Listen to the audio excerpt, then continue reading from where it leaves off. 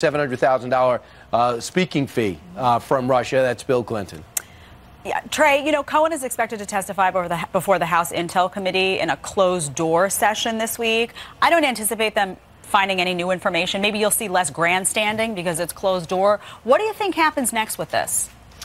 Well, I think what we learned this past week is just how utterly useless public congressional hearings are, and this notion that you can unlock important information in 5-minute increments.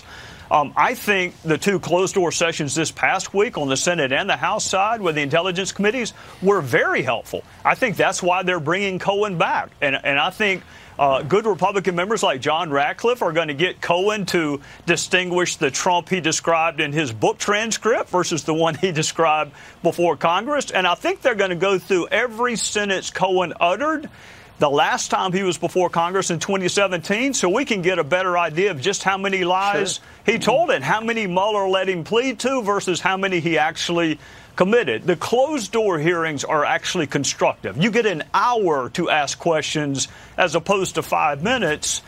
Look, Cohen is not being used as a witness by the Southern District of New York. He's not being used by a witness as a witness by Mueller, but yet Congress thinks he's good enough to not only use as a witness, but kick off their case against President Trump. So, Mr. Gowdy, are you suggesting that Congress is less interested in getting to the bottom of it and more interested in just making Donald Trump look bad over the next 2 years until Election Day?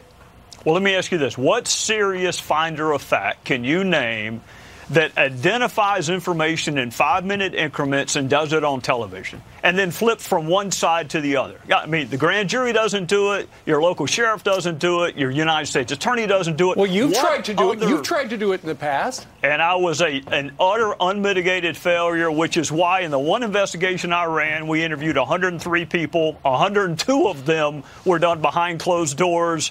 Yeah. Only one was done publicly, and that didn't go very well. Wow, Trey, I got to ask you, I can't make heads or tails of this. The Southern District of New York was emphatic that Cohen was not a cooperating witness.